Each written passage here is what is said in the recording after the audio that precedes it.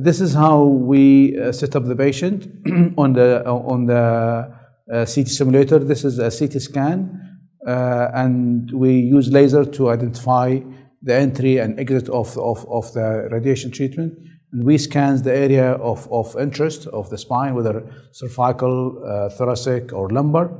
And we take a thin cut at the area, and then we send it to the treatment planning system to identify the organ, and we calculate the dose to the affected or the organ in relation to the spine. For example, in the spinal radiotherapy, we have to calculate the dose to the lung, to the heart, to the kidneys, to the small bowel. Sometimes if we treat down below, we have to calculate the dose to the ovaries and to the sensitive organ at the area. And then we try to minimize the dose to normal organ, and maximize the dose to the spine to get relief of the radiation. And also this position has to be followed in every single treatment.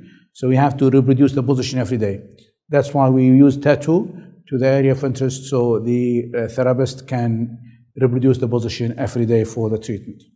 As you can see in this 2 CT scan, on the one on the right hand, you can see renal mass on the middle ball of the right kidneys.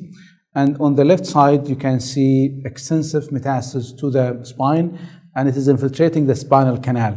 This patient is called compression, because the spine is infiltrated by the tumor, and this patient will suffer from severe pain in addition to neurological deficit. So this patient is high priority. It is an emergency. If this patient comes to you on the weekend, you have to alert everybody to get treated over the weekend. If you don't treat this patient, he will be on the wheelchair for the rest of his life. So this patient is emergency because malignant cord compression. And the other one with the renal mass, it is usually has to be managed surgical to remove the kidney, or to use a systemic therapy to the kidney.